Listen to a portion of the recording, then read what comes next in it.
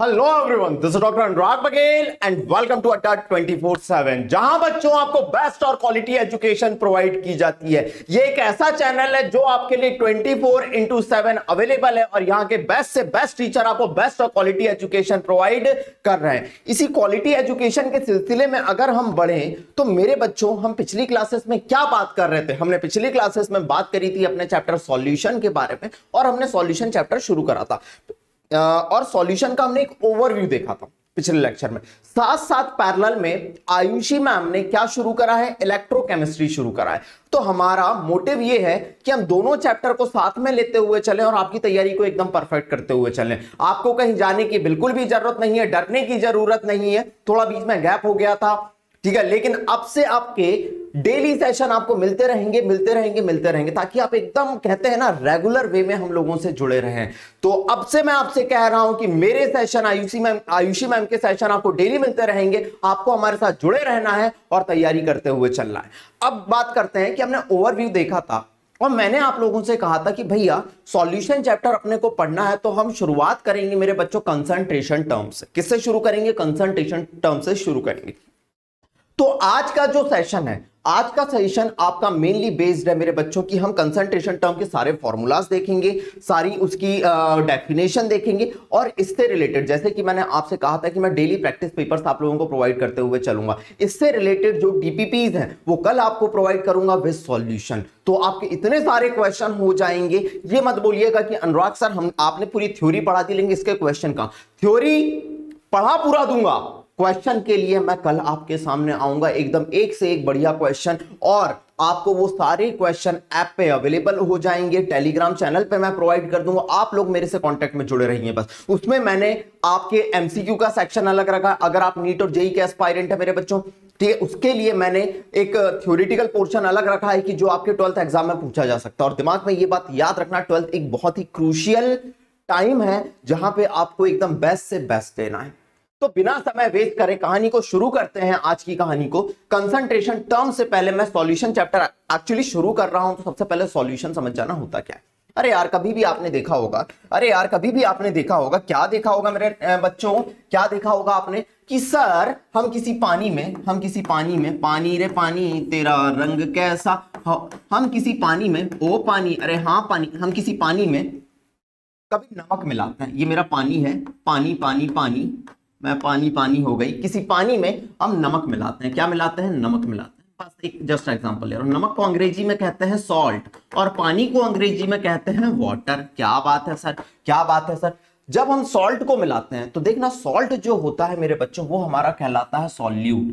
Convention याद रखना, अगर अनुराग सर के साथ आपको परफेक्ट होना है, आप लोग आज तक मुझे देखते हुए आएंगे, जो चीज पढ़ाऊंगा एकदम बेस्ट पढ़ाऊंगा। हम नमक को कहते हैं सॉल्यूट। क्या कहते हैं? सॉल्यूट कहते हैं। और हम एक कन्वेंशन फॉलो करेंगे, सॉल्यूट को रिप्रेजेंट करेंगे बी से। किससे रिप्रेजेंट करेंगे? बी से।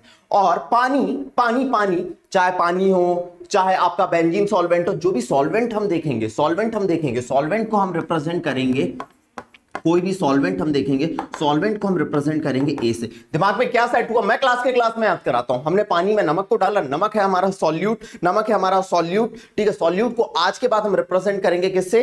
बी से, और सॉल्वेंट को रिप्रेजेंट करेंगे ए से। ये दिमाग में सेट कर डालो, अब क्या बोलता है सॉल्यूशन क्या है? जब नमक को पानी में हम मिलाते हैं मेरे बच्चों, तो आपने देखा होगा नमक और पानी आपस में मिक्स हो जाते हैं। कभी आपने ये नहीं देख रहे होगे, अरे अरे मम्मी देखो ना, ये नमक अलग दिख रहा है, पानी अलग दिख रहा है। दोनों प्रॉपरली मिक्स हो जाते हैं। मतलब हम कहते हैं जब भी सॉल्यूशन बनता है ये एक होमोजीनस मिक्सचर होता है। जब भी सॉल्यूशन बनता है ये एक होमोजीनस मिक्सचर होता है। तो a solution is a homogeneous mixture. इस वर्ड पे मैं एम्फेसाइज कर रहा हूं, सॉल्यूशन एक होमोजीनस मिक्सचर होता है मेरे बच्चों। किसका मिक्सचर होता है? दो से ज्यादा केमिकली नॉन रिएक्टिंग सब्सटेंसेस का, जिसका कंपोजिशन वेरी कर सकता है सर्टेन लिमिट तक। ठीक है सर, ये सॉल्यूशन की डेफिनेशन हो गई। अब मैंने बताया जो हमारा सॉल्वेंट है, component of a solution which is present in larger amount by mass, हमेशा नहीं होता। कि मैं कह दूं कि भैया सॉल्वेंट हमेशा ज्यादा ही होगा, सॉल्यूट हमेशा कम होगा। ये चीज जनरली मैं बोल रहा हूं कि जो सॉल्वेंट होता है वो हमेशा ज्यादा अमाउंट में पाया जाता है। सॉल्वेंट बोले तो जिसको हम किससे रिप्रेजेंट करेंगे, क्लास में याद करना, जिसको हम रिप्रेजेंट करेंगे ए से, जिसको हम किससे रिप्रेजेंट करेंगे, ए से रिप्रेजेंट करेंगे। चलिए सर, सॉल्यूट ठीक है, कंपोनेंट ऑफ अ सॉल्यूशन जो कि जनरली हमेशा लेसर अमाउंट में प्रेजेंट होता है उसे हम क्या कहते हैं बेटा, सॉल्यूट कहते हैं, जिसको हम किससे रिप्रेजेंट करेंगे सर, बी से रिप्रेजेंट करेंगे। ये सारी कहानी सर हमारे दिमाग में चढ़ती जा रही है, चढ़ती जा रही है। अब समझना, अगर आपने सॉल्यूशन बनाया, अगर दो ही कंपोनेंट है, नमक और पानी है, दो ही कंपोनेंट है, तो ऐसे सॉल्यूशन को हम बोलेंगे बाइनरी सॉल्यूशन। अगर हमने सॉल्यूशन बनाया उसमें तीन कंपोनेंट आपको देखने मिल रहे हैं तो उसे हम बोलेंगे टर्नरी सॉल्यूशन। अगर आपने सॉल्यूशन बनाया, आपको चार कंपोनेंट देखने मिल रहे हैं तो उसे हम बोलेंगे क्वार्टरनरी सॉल्यूशन। क्या बोलेंगे, क्वार्टरनरी सॉल्यूशन बोलेंगे। तो समझना, when the solution is composed of two chemically substances then उसे हम कहेंगे बाइनरी सॉल्यूशन। सिमिलरली अगर तीन कंपोनेंट है तो टर्नरी, चार कंपोनेंट है तो क्वार्टरनरी। एक बेसिक टर्म है कि बाइनरी सॉल्यूशन क्या होता है, टर्नरी सॉल्यूशन क्या होता है। एग्जामिनर, हम एकदम बेसिक से जाते हैं ना मेरे बच्चों, आपको तो पता ही है कि अनुराग सर एकदम बेसिक से जाते हैं और एकदम टॉप लेवल तक जाते रहते हैं। तो बाइनरी, टर्नरी और क्वार्टरनरी सॉल्यूशन होते हैं अगर तीन और चार कंपोनेंट से बना हुआ है रिस्पेक्टिवली। ठीक है सर, उतार लीजिए इसको, उतार लीजिए। नोट्स एकदम परफेक्ट होने चाहिए, किसी कोने में बैठो और एकदम ऑनलाइन में भी ऑफलाइन वाला फील ले लो, क्योंकि अनुराग सर कभी बोर करते नहीं है। जल्दी आ जाइए। क्लियर हो गया, क्लियर हो गया, ले लिया स्क्रीनशॉट, ले लिया स्क्रीनशॉट। अगर स्क्रीनशॉट ले लिया तो कहानी को आगे बढ़ाते हैं, कहानी को आगे बढ़ाते हैं। समझना जी, अगर मैं बात करूं किसके बारे में, डिफरेंट टाइप के सॉल्यूशन के बारे में मैं बात करूं, किसके बारे में बात करूं मेरे बच्चों, डिफरेंट टाइप के सॉल्यूशन के बारे में मैं बात करूं, तो समझना, जब भी हम सॉल्यूशन देखते हैं दो कंपोनेंट से मिलकर बना होता है। एक होता है सॉल्यूट जिसको बार बार बोल रहा हूं बी से रिप्रेजेंट करेंगे, एक होता है सॉल्वेंट जिसको हम ए से रिप्रेजेंट करेंगे।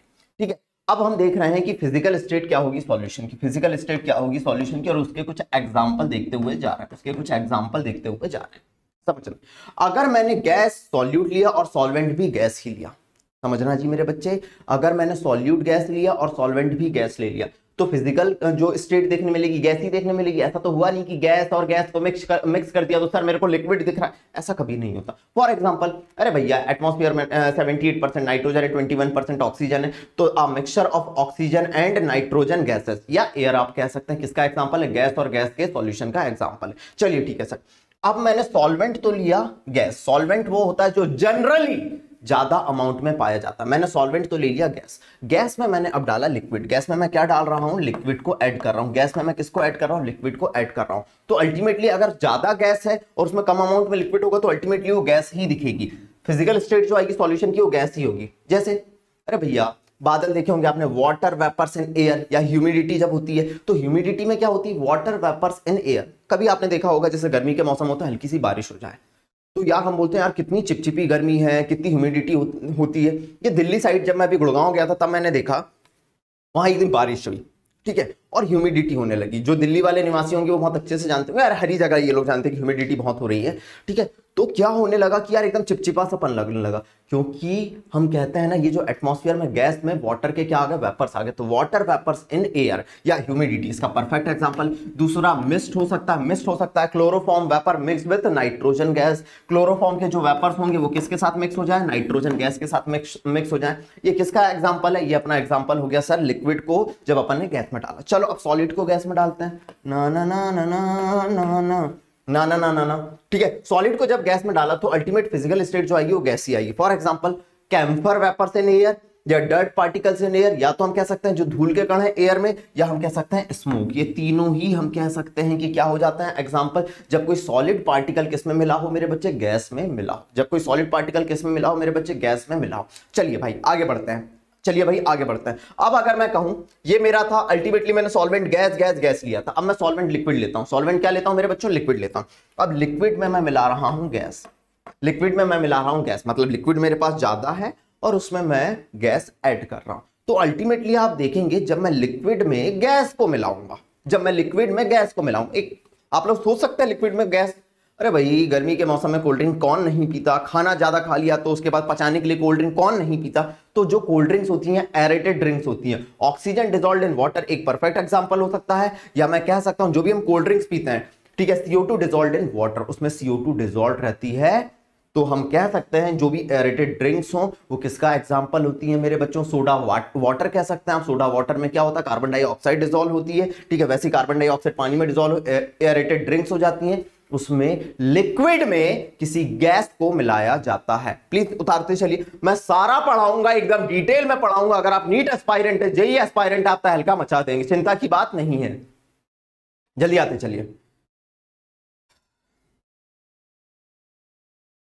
चलो आगे बढ़ाते हैं कहानी को, आगे बढ़ाते हैं कहानी को। आई होप आपने स्क्रीनशॉट ले लिया होगा, पूरी कहानी को निपटाते हुए चलते हैं। देखिएगा जी, अब देखिएगा जी, अब अगली बात करूं मैं, ठीक है। अब मैं सॉल्वेंट लिक्विड ले चुका हूं भैया, सॉल्वेंट लिक्विड ले चुका हूं भैया।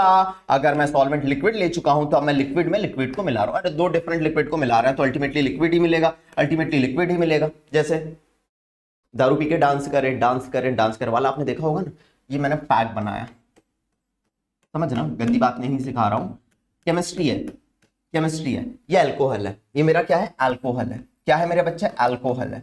अल्कोहल में आपने पानी मिलाया, क्या मिलाया, पानी मिलाया। तो अल्कोहल और पानी, पानी नहीं, पानी, दो अलग अलग लिक्विड है। तो मैं कह सकता हूं इथेनॉल मतलब अल्कोहल इन वाटर, या मैं बोल सकता हूं बेंजीन इन टोलुइन, बेंजीन को टोलुइन में मिला दिया, या गैसोलीन में बोल सकता हूं mixture of hydrocarbons, mixture of hydrocarbons. ये किसका एग्जांपल है, परफेक्ट लिक्विड में लिक्विड को मिक्स कर दिया जाए। अब हम लिक्विड, सॉल्वेंट तो मैंने लिक्विड ही लिया है भैया, अब लिक्विड में मैं सॉलिड को डाल रहा हूं, लिक्विड में मैं किसको डाल रहा हूं, सॉलिड को डाल रहा हूं। अल्टीमेटली मुझे क्या मिलेगा, लिक्विड ही मिलेगा, अल्टीमेटली मुझे क्या मिलेगा, लिक्विड ही मिलेगा। अरे परफेक्ट एग्जांपल, घर, अब भी मैं चाय बना रहा था, मैंने चाय बनाने के लिए क्या करा, शक्कर डाली पानी में, शक्कर डाली पानी में तो sugar in water, sugar in water. Salt डाला पानी में, शरबत बना रहा था, सॉल्ट इन वाटर, कोई दिक्कत नहीं सर। तो हमने सॉल्वेंट ले लिया, अभी तक गैस, सॉल्वेंट ले लिया, लिक्विड, अलग अलग टाइप के सॉल्यूशन बना लिए। अब हम ले रहे हैं सॉलिड, क्या ले रहे हैं, सॉलिड। अल्टीमेटली जो सॉल्यूशन दिखेगा वो सॉलिड ही दिखेगा। लेकिन अगर मैंने सॉलिड में गैस को मिक्स करा, परफेक्ट एग्जांपल होता है मेरे बच्चों, जब हम ऑर्गेनिक केमिस्ट्री क्लास 11th में पढ़े थे तो आप लोगों ने देखा होगा निकिल, पैलेडियम और प्लैटिनम, निकिल, पैलेडियम और प्लैटिनम एक अच्छे कैटेलिस्ट होते हैं। इसके ऊपर हाइड्रोजन गैस एडजॉर्ब हो जाती है, ये सॉलिड स्टेट में रहते हैं, इनके ऊपर हाइड्रोजन गैस एडजॉर्ब हो जाती है। तो adsorption of gases over metal, या हम कह सकते हैं हाइड्रोजन ओवर निकिल, पैलेडियम और प्लैटिनम। परफेक्ट एग्जांपल है, परफेक्ट एग्जांपल है। अब मैं सॉलिड में क्या मिला रहा हूं, सॉलिड में मिला रहा हूं लिक्विड, अल्टीमेटली सॉलिड ही मिलना है। सॉलिड में लिक्विड का perfect example amalgam, mercury liquid होती है तो अमलगम, जैसे मरकरी लिक्विड होती है तो मरकरी इन कॉपर, ठीक है, मरकरी इन गोल्ड, बहुत सिंपल सा एग्जांपल है। और लास्ट में solid, solid, oh my God, alloy, solid और सॉलिड क्या हो जाता है, अल्टीमेटली सॉलिड देखने मिलेगा और ये होता है अलॉय। कुछ अलॉय के नाम बता रहा हूं आप लोगों को, यहीं के यहीं याद रख लेना। अनुराग बघेल स्पेशल ट्रिक से कुछ अलॉय के नाम बता रहा हूं मैं, समझना मेरे बच्चों, कुछ अलॉय के नाम बता रहा हूं मैं आप लोगों को। ये क्या हो गया, कुछ अलॉय के नाम बता रहा हूं मैं आप लोगों को, देखना, चलो ध्यान देना, कुछ अलॉय के नाम याद रख लेना। कनेक्टिंग कॉन्सेप्ट करके मैं एक अलग कॉन्सेप्ट बता रहा हूं, सब चीज यहां पढ़ लो यार। कनेक्टिंग कंसेप्ट करके नीचे इतना पूरा लिखने के बाद कुछ alloy, important alloy, some important alloy लिख लेना, सम इंपॉर्टेंट अलॉयज, कहीं ना कहीं काम आएगा, कहीं ना कहीं काम आएगा। मैंने पहले ही आप लोगों से कहा तैयारी मैं ऐसे ही करा रहा हूं, आप नीट भी निकाल सकते हैं, जेईई भी निकाल सकते हैं, तो डरने की कोई बात नहीं है। सम इंपॉर्टेंट अलॉय, जैसे एक होता है ब्रास, एक होता है ब्रॉन्ज, ब्रॉन्ज, ब्रॉन्ज मेटल मिला ही होगा आप लोगों को। एक होता है गन मेटल, क्या होता है, गन मेटल, ठीक है। एक होता है जर्मन सिल्वर, ये बहुत इंपॉर्टेंट अलॉय है, जर्मन सिल्वर, ये बहुत इंपॉर्टेंट अलॉय है, ठीक है। एक होता है मिश मेटल, मिश मेटल, मिश मेटल, ये बहुत इंपॉर्टेंट अलॉय है, आपको कहीं ना कहीं 12th में इनका यूज पड़ेगा, इसीलिए कनेक्टिंग कॉन्सेप्ट करके लिखा रहा हूं। ऐसा लिख देना, this is a connecting concept, हम जो करने जा रहे हैं, this is a connecting concept. Anurag sir एकदम नोट्स प्रॉपर बनाना, कनेक्टिंग कंसेप्ट नोट्स एकदम प्रॉपर बनाना, ठीक है। लॉजिक समझना जी, समझना जी। आपने ले लिया ब्रास, आपने ले लिया ब्रॉन्ज, दोनों में कॉपर कॉपर होता है सबसे पहले। अब याद रखने का तरीका, अगर इधर एस है तो इधर ट्रांसफर करो, इधर हो जाएगा टिन, इधर जेड है तो जेड इधर ट्रांसफर करो, इधर हो जाएगा जिंक। ये पहला तरीका याद रखने का। यस सर, ब्रास याद हो गया, ब्रॉन्ज याद हो गया, गन मेटल, ये होता है कॉपर, जिंक और टिन का मिक्सचर, इसको याद रखने का तरीका। बेटा देखो, जो बुरे लोग होते हैं, जो लोग होते हैं उनको कहते हैं जन, हिंदी भाषा में कहते हैं जन, सभी लोग हिंदी भाषा जानते हैं, उन्हें कहते हैं जन। और जो बुरे लोग होते हैं उन्हें कहते हैं कूजन, और उनके संग रहोगे तो आपको गोली मार देंगे। तो समझना, इसको कैसे याद रखेंगे अपन, इसको कैसे याद रखेंगे, बोलो, कूजन, कू मतलब कॉपर, जन और एसन मतलब संग। अगर कूजन संग आप रहेंगे तो आपको गोली मार देंगे। गोली मारो भेजे में, भेजा शोर करता है, हर तरफ ये चर्चा है। लॉजिक समझना ऐसे, ठीक है। नाउ अगर आपको पता हो कि जो जर्मनी वाली जर्मन सिल्वर है, लग रहा होगा जर्मन सिल्वर में क्या सिल्वर होगा? जर्मन सिल्वर में कभी सिल्वर नहीं होता है। ये चीजें इंपॉर्टेंट है, याद रखना, कहीं ना कहीं पूरे 12th में जरूरत पड़ेगी। मैं ऐसे ही पढ़ाता हूं, इधर से उधर कनेक्ट कर दूंगा, मजा आ जाए ऐसे, ठीक है। German silver, German silver. तो जो जर्मनी वाली मम्मी होती है ना, वो होती है कुजननी। अपने यहाँ की माँ जो होती है उसको अपन कहते हैं जननी, ठीक है। लेकिन जो बेकार मम्मी हो, जैसे जर्मनी की मम्मी अपने बच्चे का ध्यान ना रखे, तो जर्मनी की मम्मी होती है कू जननी। ना ना ना ना ना ना ना, कू मतलब कू जननी मतलब अच्छी मम्मी ना होना, उसे कहते हैं कू जननी। समझ गए आप? जर्मन सिल्वर में कभी भी सिल्वर नहीं होता। नहीं तो एग्जाम, अरे यार अगर नीट और जेईई की तैयारी करो, 4 ऑप्शन देखो, उसमें एग्जाम में सिल्वर पक्का देखो, यार सिल्वर है मतलब सिल्वर तो होगा ही होगा, 3 में सिल्वर नहीं दिख रहा था। अरे मम्मी आज तो तहलका मचा दिया, क्या तो पेपर करके आई हूं, क्या तो पेपर करके आया हूं मम्मी। अरे तुम्हारी नैया डूब चुकी है। तो ध्यान देना, लास्ट है मिश मेटल। ये तो बहुत इंपॉर्टेंट है, इस साल 12th में पूछा गया है मिश मेटल। मिश मेटल में लेंथेनॉइड कितना होता है मेरे बच्चों? लेंथेनाइड कितना होता है मेरे बच्चों? लेंथेनाइड होता है 95%, 95% और 5% होता है, 5% होता है आयरन। आ जाइए, उतार लीजिए, उतार लीजिए। कनेक्टिंग कंसेप्ट करके लिखना है, अपन हर चीजें यहीं पे कवर करते हुए चलेंगे। कनेक्टिंग कंसेप्ट करके लिखना, हम हर चीजें यहीं पे कवर करते हुए चलेंगे। जल्दी आइए। क्लियर है? क्लियर है? चलिए, ये रिकॉर्डेड सेशन है, जो डीपीपी आएगा मेरा वो लाइव डिस्कशन करूंगा, क्योंकि पेपर करेंगे इसमें। देखो मैं चाहता हूं एकदम टू द पॉइंट चीजें, आपको कंसेप्ट समझ आ जाए। और मैं पढ़ाता इतना मजे से हूं कि यार एकदम आपको टू द पॉइंट मिलेगा। लेकिन जो डीपीपी होंगी, डेली प्रैक्टिस पेपर्स होंगे मेरे बच्चे, वो लाइव होंगे, क्योंकि लाइव जब होंगे तो पढ़ने में मजा आएगा। आप मेरे साथ सॉल्व करोगे, मैं बताऊंगा मैंने पिछली क्लास में ये कराया था, हमने ऐसे करा था, ठीक है। चलिए जी, आगे बढ़ाते हैं कहानी को, आगे बढ़ाते हैं कहानी को। चलो, इतना हो गया था। यस सर, एलॉय एक ही दी हुई थी, मैंने बहुत सारी बता दी। अब मेरा जो मेन टॉपिक था कंसंट्रेशन टर्म, वो देखने जा रहे हैं। उससे पहले मैं आप लोगों को, अगर आपने क्लास 11th में देखना बच्चे, हम जो पढ़ने जा रहे हैं क्लास 12th में, ठीक है, सॉल्यूशन चैप्टर पढ़ने जा रहे हैं। यहां पे मोल की बहुत ज्यादा जरूरत पड़ने वाली। किसकी बहुत ज्यादा जरूरत पड़ने वाली? मोल की बहुत ज्यादा जरूरत पड़ने वाली है। मोल क्या होता है? अरे यार, मोल क्वांटिटी ऑफ सब्सटेंस बताता है। जैसे आप गए, मान लो अभी मैं केले लेके आया मेरे बच्चे, मैंने बोला 1 दर्जन केले देना। कमेंट बॉक्स में बताना 1 दर्जन केले अगर मैंने बोले होंगे तो मेरे को 12 केले दिया होगा, ठीक है। आईपीएल वाईपीएल देखते होगे तो उसने सेंचुरी मार दी। सेंचुरी का मतलब क्या होता है? 100 रन, 100 रन मार दिए सर। ऐसे ही मोल क्वांटिटी ऑफ सब्सटेंस बताता है। अगर आप 1 मोल केले लेने जा रहे हैं, दुकानदार से बोला भैया आज मेरे को 1 मोल केले दे दो, बोलेगा क्या भैया, क्या भैया? 1 मोल का मतलब होता है 6.023 इंटू 10 की पावर 23 मोल। जस्ट मैं क्लास 11 का रिवीजन करते हुए रिवाइज करवा रहा हूं, क्योंकि मैं कोई भी कंसंट्रेशन टर्म पढ़ाने से पहले थोड़ा सा रिवीजन करा दूं क्लास 11 का। तो लॉजिक समझना, मोल आपको थोड़ा पता होना चाहिए कंसंट्रेशन टर्म पढ़ने से पहले। नहीं पता है तो अनुराग सर तो साथ है ही, डरने की क्या बात है, डरने की क्या बात है। समझना मोल क्या होता है, मोल क्या होता है समझना। क्वांटिटी ऑफ सब्सटेंस बताता है। अगर मेरे पास 1 मोल मान लो ऑक्सीजन है, या 1 मोल केले हैं, 1 मोल केले तुम लोग लेने गए, दुकानदार से बोला मेरे को 1 मोल केले चाहिए, मतलब क्या होगा? 6.022 इंटू 10 की पावर 23 केले। ओ माय गॉड, इतने केले तो पूरे इंडिया में नहीं होंगे, समझ रहे हो ना? 6.022 इंटू 10 की पावर 23 केले। ओ माय गॉड, इतने केले तो पूरे इंडिया में नहीं होंगे। चलो, 1 मोल ऑक्सीजन का क्या मतलब है? 1 मोल ऑक्सीजन का क्या मतलब है? ठीक है, 1 मोल ऑक्सीजन का मतलब है 6.022 इंटू 10 की power 23 molecules of oxygen, molecules of oxygen. ठीक है सर, ठीक है सर। मेरे पास 1 मोल सोडियम आयन है, 1 मोल सोडियम आयन है। 1 मोल सोडियम आयन का क्या मतलब है? 6.022, कुछ भी बोले, 1 मोल में इतनी ही क्वांटिटी होती है, 6.022 इंटू 10 की पावर 23 सोडियम आयन। इसका मतलब ये होता है, इसका मतलब ये होता है। ठीक है सर, लेकिन मुझे इससे मतलब नहीं है। मोल के जो 3 फॉर्मूले हैं उसको दिमाग में सेट कर डालो। मोल के जो 3 फॉर्मूले हैं उसको दिमाग में सेट कर डालो। मोल के कौन कौन से 3 फॉर्मूले हैं समझना चाहिए। सबसे पहला मोल के कौन कौन से 3 फॉर्मूले हैं? सबसे पहला फॉर्मूला है मेरे बच्चे, ठीक है, नंबर ऑफ मोल्स निकालने का, नंबर ऑफ मोल निकालने का। ठीक है, ठीक है। अगर आपके पास गिवन वेट है, given weight upon molar mass, given weight upon molar mass, ये पहला formula. Given weight upon molar mass. For example किसी ने आपसे कह दिया 40 ग्राम कैल्शियम में मोल निकालो, 40 ग्राम कैल्शियम में मोल निकालो, तो आपके पास 40 ग्राम दिया हुआ है, तो आप नंबर ऑफ मोल्स कैसे निकालेंगे? गिवन वेट कैल्शियम का कितना है 40, और कैल्शियम का एटॉमिक या मोलर मास कितना होता है मेरे बच्चों, खुद ही बता दो। कैल्शियम का मास भी होता है 40, मोल कितने आ गए 1। ये पहला। अगर आपको दूसरा फॉर्मूला मैं बोलूं, एकदम मैं बताते चल रहा हूं, तो पूरा क्लास 11th का है, दूसरा फॉर्मूला बोलूं, अगर मुझे नंबर ऑफ मोल निकालने हैं, नंबर ऑफ मोल निकालने हैं किसके?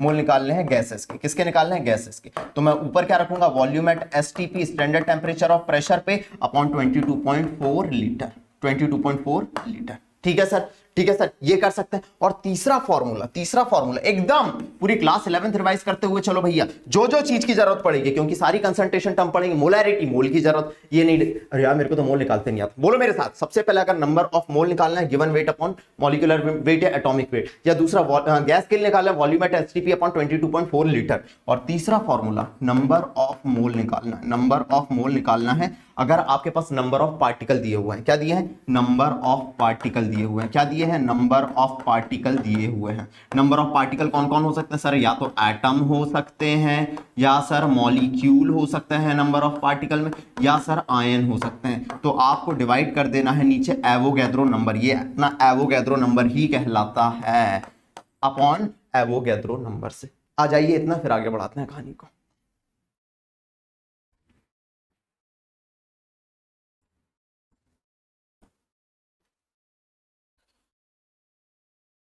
चलिए भैया, इतना अगर नोट कर लिया तो कहानी को आगे बढ़ाते हैं। मोल के बारे में हम समझ गए, क्योंकि मोल जानना बहुत ज्यादा जरूरी था मेरे बच्चों अभी। चलिए मोल जानने के बाद की कहानी अपन देखते हैं अपन वापस आते हैं अपने कंसंट्रेशन टर्म्स पे, क्योंकि यार अपन पढ़ेंगे ऐसा कि मजा आ जाए, सबसे पहली बात करते हैं, ये क्लास 11th में अपन ने देखा हुआ है, चलिए लेकिन फिर भी देख लेते हैं। अपन देखने जा रहे हैं मास परसेंटेज। बोलो क्या देखने जा रहे हैं? Mass percentage. क्लास 11th में आप लोगों ने बिल्कुल पढ़ा होगा, लेकिन मेरा ये मानना है एकदम बेसिक से जाओ, मजा आएगा। कोई भी चीज की जरूरत पड़े टेंशन की बात नहीं है। तो मास परसेंटेज क्या होता है? ये क्या होता है समझना एकदम।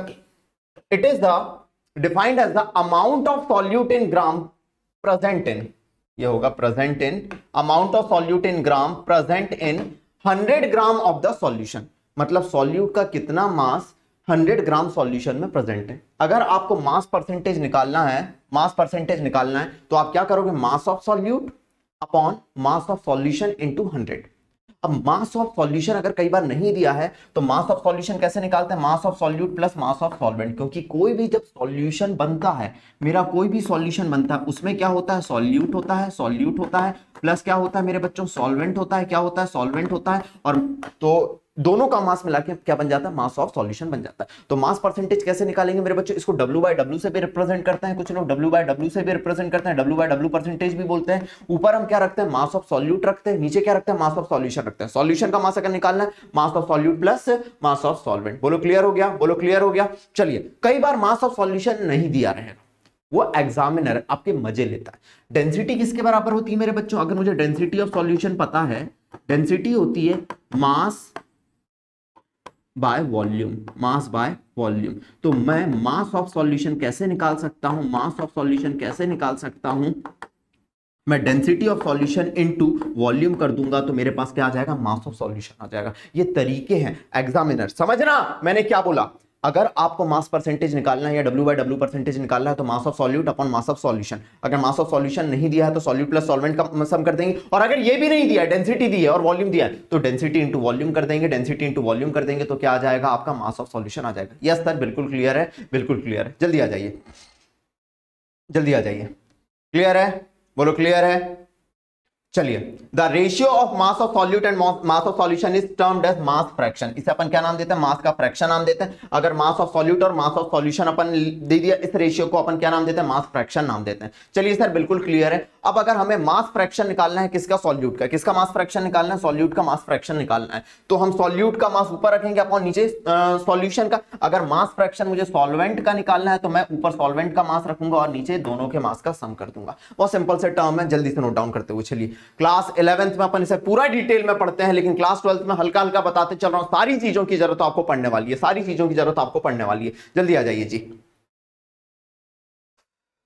अगर आपको मास फ्रैक्शन निकालना तो सॉल्यूट का, तो मास of solute upon mass of solution, और परसेंटेज निकालना है तो 100 से मल्टीप्लाई कर देंगे। इतना कोई रॉकेट साइंस इसमें बिल्कुल भी नहीं है, इतना कोई रॉकेट साइंस इसमें बिल्कुल भी नहीं है। चलिए आगे बढ़ाता हूं कहानी को, आगे बढ़ाता हूं कहानी को। समझिएगा जी, नेक्स्ट कहानी जो अपन देखने जा रहे हैं, समझिएगा नेक्स्ट कहानी जो अपन देखने जा रहे हैं, नेक्स्ट कहानी अपनी परसेंटेज बाय वॉल्यूम या वॉल्यूम परसेंटेज। क्या देखने जा रहे हैं? Volume percentage. जैसे अभी अपन ने मास परसेंटेज देखा ना, ऊपर क्या रखा था? मास ऑफ सॉल्यूट, और नीचे क्या रखा था? मास ऑफ सॉल्यूशन। वॉल्यूम परसेंटेज क्या होता है? ऊपर क्या रखोगे? वॉल्यूम ऑफ सॉल्यूट, अपॉन नीचे क्या रखोगे? Volume of solution. इसमें कुछ भी नहीं है। अगर परसेंटेज निकालना है, वॉल्यूम बाय वॉल्यूम परसेंटेज आपको निकालना है, वॉल्यूम बाय वॉल्यूम परसेंटेज आपको निकालना है, तो ऊपर आप क्या रखोगे? वॉल्यूम रखोगे किसका? सॉल्यूट का, और नीचे क्या रख दोगे? वॉल्यूम रख दोगे सॉल्यूशन का। ठीक है, बोलो क्लियर हो गया? बोलो क्लियर हो गया? मैंने अब आप लोगों को बताया ही था कि दो कंपोनेंट है ए और बी, ठीक है, और उनके अगर वॉल्यूम दिए हैं वीए और वीबी दिए हुए हैं, तो वॉल्यूम अगर आपको निकालना, वॉल्यूम परसेंटेज ऑफ ए निकालना है तो वीए अपॉन वीए प्लस वीबी इंटू 100। जल्दी आ जाइए। अगर वॉल्यूम परसेंटेज ए का निकालना है तो volume of A upon volume of A plus B into 100। Clear है? क्लियर है? अगर आपको सॉल्यूट का निकालना है, सॉल्यूट का निकालना है तो क्या करोगे आप? मास of solute into volume of solute upon volume of solution into 100 तो करना है, यहाँ पे भूल ही गए। Percentage of solute by volume निकालना है तो कैसे निकालेंगे अपन? जिसका बोले उसका वॉल्यूम ऊपर अपॉन नीचे टोटल वॉल्यूम इंटू 100। ठीक है, सिमिलरली वॉल्यूम परसेंटेज आपको ए का निकालना है, जिसका बोले उसका वॉल्यूम ऊपर अपॉन टोटल वॉल्यूम इंटू 100। इस तरीके से अपन कर सकते हैं। जल्दी आ जाइए। डन, डनाडन, डन। अरे भैया इसके बाद तो मैं पूरा फ्लोचार्ट दूंगा, एक फ्लोचार्ट दूंगा, पूरी कहानी निपटा देंगे। एक फ्लोचार्ट दूंगा, पूरी कहानी निपटा देंगे। चलिए तीसरा टर्म हमको मास बाय वॉल्यूम। अभी mass by mass, volume by volume पढ़ा, ऊपर ही वॉल्यूम नीचे ही वॉल्यूम। ठीक है, अब हम देखने जा रहे हैं मास बाय वॉल्यूम। बहुत इंपॉर्टेंट टर्म होने वाला है तीसरा, percentage mass by volume. Percentage mass by volume हम क्या बोलते हैं इसको समझना।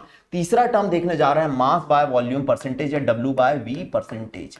मास बाय वॉल्यूम परसेंटेज या W by V percentage. It is defined as the mass of solute, mass of solute present in 100 ml of solution. आपने कितना मास solute का 100 ml सॉल्यूशन में प्रेजेंट है, इसे हम कहते हैं W बाय V परसेंटेज। तो percentage of solute mass of volume या mass by volume, mass by volume कैसे निकालेंगे अपन? Mass of solute upon volume of solution into 100। आ जाइए जी, जल्दी आ जाइए। क्लियर है?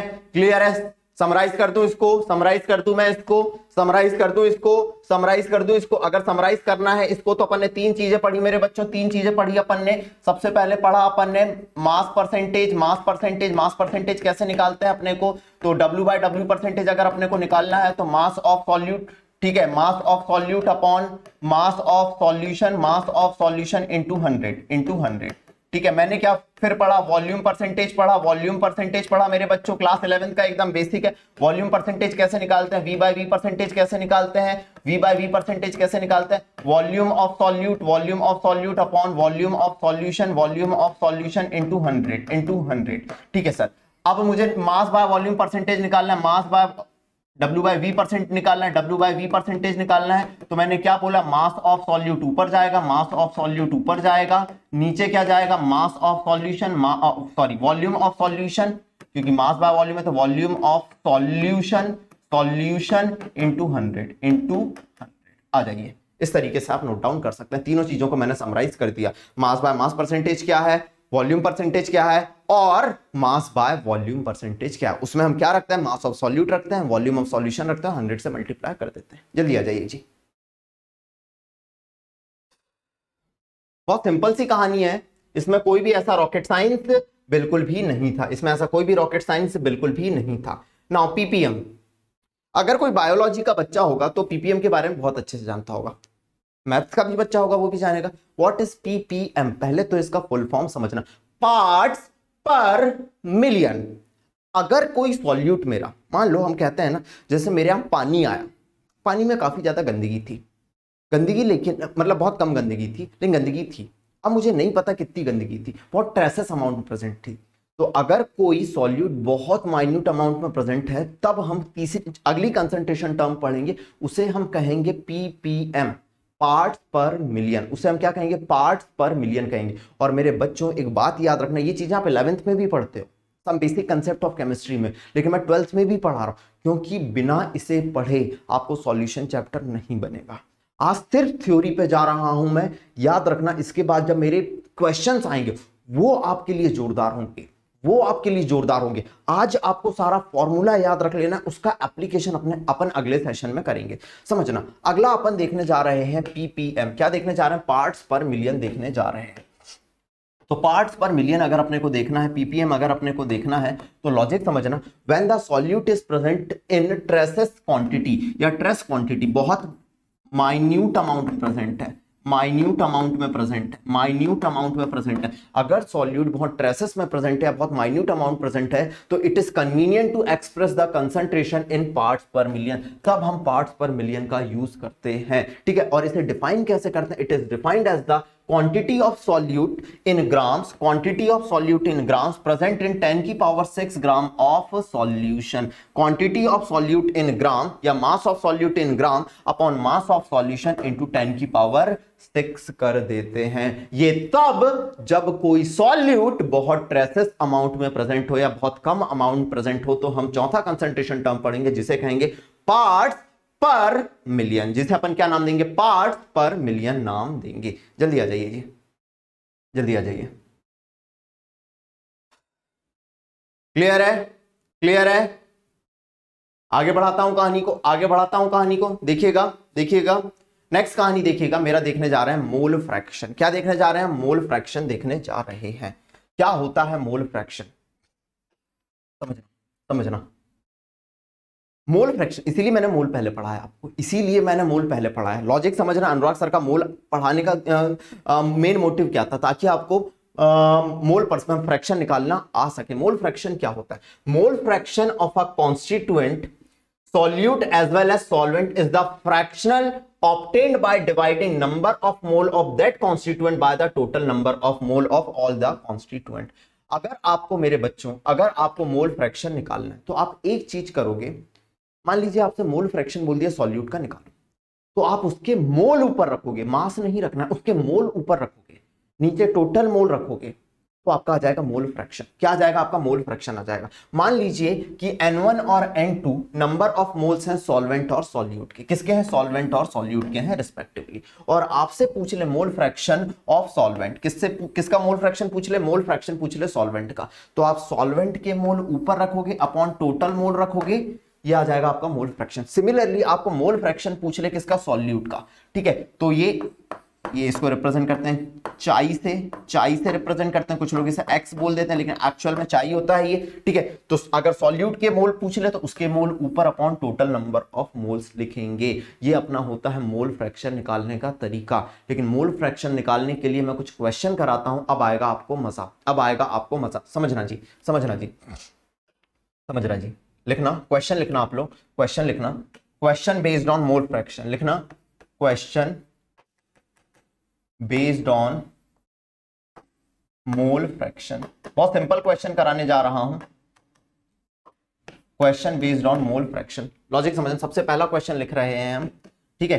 18 gram glucose, 18 gram glucose dissolved इन, ठीक है, 180 gram of water. then calculate mole fraction of glucose as well as water। आपके पास 18 ग्राम ग्लूकोज था। कितने ग्राम ग्लूकोज था मेरे बच्चों? 18 ग्राम ग्लूकोज था। उसको आपने डिसॉल्व कर दिया किसमें मेरे बच्चों? 180 ग्राम ऑफ वाटर में डिसॉल्व कर दिया। आपके पास मास दिया है, अभी कहीं पे मोल की बात नहीं करी है। आपके पास मास दिया हुआ है, अभी कहीं पे मोल की बात नहीं करी है। तो आपसे बोल रहा है मोल फ्रैक्शन निकालो ग्लूकोज का और पानी का, दोनों का। तो हम क्या करेंगे? सबसे पहले मोल निकालेंगे, सबसे पहले मोल निकालेंगे। किसके मोल निकालेंगे? सबसे पहले निकालते हैं अपन नंबर ऑफ मोल ग्लूकोज के, नंबर ऑफ मोल निकालते हैं ग्लूकोज के। कैसे निकालते थे? Given mass upon molar mass. Glucose का गिवन मास है 18 और ग्लूकोज क्या होता है मेरे बच्चों? अगर आपको नहीं पता, ग्लूकोज होता है मेरे बच्चों C6H12O6, C6H12O6। इसका मोलर मास निकालना। और आज के बाद याद कर लेना, glucose 12 × 6, plus hydrogen 1 into 12 plus oxygen 16 into 6। जब कैलकुलेट करोगे ये आपका आ जाएगा 180। तो इसके मोल आ गए 10/180 मतलब 0.1। कितने मोल आ गए? 0.1। चलो ये आ गया नंबर ऑफ मोल ग्लूकोज के। अब मुझे निकालना है नंबर ऑफ मोल वाटर के। किसके निकालना है? नंबर ऑफ मोल वाटर के, क्योंकि हमने मोल फ्रैक्शन में मोल निकालना जरूरी है। जिसका पूछे उसके मोल ऊपर upon total number of mole. अब मैंने वाटर कितना दिया है? 180 ग्राम। वाटर कितना दिया हुआ है? 180 ग्राम अपॉन वाटर का मोलर मास कितना होता है? पानी होता है H2O। पानी का मोलर मास कितना होता है? 18 डिवाइड कर दिया 18 से। इसके मोल आ गए 10। इसके मोल कितने आ गए? 10। अब अगर मुझे मोल फ्रैक्शन निकालना है किसका? ग्लूकोज का निकालना है। ग्लूकोज का निकालना है तो मैं ग्लूकोज के मोल ऊपर रखूंगा, ग्लूकोज के मोल ऊपर रखूंगा, अपॉन टोटल मोल रखूंगा ग्लूकोज प्लस वाटर। तो लॉजिक समझना। ग्लूकोज के मोल कितने हैं? 0.1 अपॉन 10 प्लस 0.1। तो आप निकाल सकते हैं 0.1 अपॉन 10.1। ये आपका आंसर आ जाएगा। सिमिलरली अगर आपको वाटर का मोल पूछे, वाटर का मोल फ्रैक्शन पूछे, तो वाटर के मोल ऊपर किसके मोल ऊपर रखोगे? आप वाटर के मोल ऊपर रखोगे अपॉन टोटल मोल रखोगे ग्लूकोज प्लस वाटर। तो वाटर के मोल कितने आएंगे मेरे बच्चों? वाटर के कितने दिए हुए हैं? 10 अपॉन 10.1। ये आपका आंसर। इस तरीके से आप क्वेश्चन कर सकते हैं। मोल फ्रैक्शन क्या है? जिसके मोल पूछ रहा है उसके मोल ऊपर अपॉन नीचे टोटल नंबर ऑफ मोल। क्या दिमाग में क्लियर हो गई कहानी? अगर क्लियर हो गई तो कहानी को आगे बढ़ाते हैं। लॉजिक समझिएगा मेरे बच्चों। नेक्स्ट कहानी के बारे में बात करते हैं। देखिएगा नेक्स्ट कहानी देखिएगा। चलिए थोड़ा थ्योरी देख लेते हैं। If a solution contain 4 mole of alcohol, कोई सॉल्यूशन है जिसमें 4 मोल अल्कोहल के हैं, ठीक है सर, 4 मोल अल्कोहल के हैं, ठीक है सर, और 6 मोल पानी के हैं। मोल डायरेक्ट दिया हुआ है। तो अगर आपको मोल फ्रैक्शन पूछ ले अल्कोहल का, उसके मोल ऊपर अपॉन टोटल मोल, तो ये आ जाएगा आपका 0.4। कितना आ जाएगा? 0.4 आ जाएगा। सिमिलरली अगर मोल फ्रैक्शन पूछ ले पानी का, मोल फ्रैक्शन किसका पूछ ले? पानी का पूछ ले, तो पानी के मोल ऊपर अपॉन टोटल मोल 4 + 6। ये थोड़ा प्रिंटिंग मिस्टेक हो गया। 4 + 6 ये किसके बराबर आ जाएगा? 0.6 के बराबर आ जाएगा। इस तरीके से आप क्वेश्चन कर सकते हैं। क्लियर हुआ? अब लॉजिक समझिएगा। If a solution contain a number of component से n, बहुत सारे component, then mole fraction of different component will be. अगर बहुत सारे कंपोनेंट हैं तो अगर आपको मोल फ्रैक्शन निकालना है, जिसका पूछे उसके मोल ऊपर रखना upon total number of mole रख देना। सिमिलरली अगर आपको दूसरे कंपोनेंट का निकालना है, उसके मोल ऊपर रखना upon total number of mole रख देना। और याद रखना सारे कंपोनेंट का मोल फ्रैक्शन का सम यूनिटी होता है, मतलब कितना आता है? 1 आता है। सारे कंपोनेंट के मोल फ्रैक्शन का सम कितना आता है? 1 आता है। कभी अगर मोल फ्रैक्शन आपका 1 से ज्यादा आ रहा है, मतलब समझ जाना आपने गलती करी हुई है। The sum of mole fraction of all the constituent of a solution is always equal to unity। किसके बराबर होता है? यूनिटी के बराबर होता है या 1 के बराबर होता है। बोलो क्लियर हो गया? और इसकी कभी भी कोई यूनिट या डायमेंशन नहीं होती है। Mole fraction is a dimension less quantity. Mole fraction कैसी होती है? डायमेंशन लेस क्वांटिटी होती है। मोल फ्रैक्शन कैसी क्वांटिटी होती है? डायमेंशन लेस क्वांटिटी होती है। This is the concept. बोलो क्लियर है? तो हमने अभी तक कितनी कंसंट्रेशन यूनिट देख ली मेरे बच्चों? 5 कंसंट्रेशन यूनिट अपन ने खत्म कर दी है। 5 कंसंट्रेशन यूनिट खत्म कर दी हैं। ये था सेशन नंबर 1। ऐसे ही आपको लेक्चर मिलते जाएंगे और आपको हमारे साथ बने रहना है। अब इसकी बात आती है डीपीपी की। मैं आप लोगों से पूछना चाहूंगा, क्या आप लोग इसके हैंड रिटन नोट चाहते हैं? अगर आप चाहते हैं तो नीचे डिस्क्रिप्शन में मेरे बच्चों टेलीग्राम की लिंक दी हुई है, उस टेलीग्राम की लिंक को ज्वाइन कर लीजिए। आप मेरे से सॉल्यूशन चैप्टर के हैंड रिटन नोट्स भी ले सकते हैं। और कमेंट बॉक्स में मुझे जरूर बताना आपको क्या एकदम हैंड रिटन नोट्स में मजा आता है। आप जैसे कहोगे मैं आपके साथ वैसे मेहनत करते हुए चलूंगा। मैं आपके लिए फ्लो चार्ट लेके आता जाऊंगा। अब बारी होगी इसके डेली प्रैक्टिस क्वेश्चन की। और कंसंट्रेशन टर्म का पार्ट 2 आपको इसके बाद देखने मिल जाएगा। बोलो क्लियर हो गया? जिसमें मैं मोलैरिटी को पकड़ूंगा, ठीक है, और उसके क्वेश्चन कराऊंगा, फिर मोलैलिटी को पकड़ूंगा, उसके क्वेश्चन कराऊंगा। इस तरीके से हम क्वेश्चन करते हुए चलेंगे। आज का सेशन यहीं खत्म करते हैं। बने रहिए मेरे साथ और अड्डा 24/7 के साथ। Thank you so much.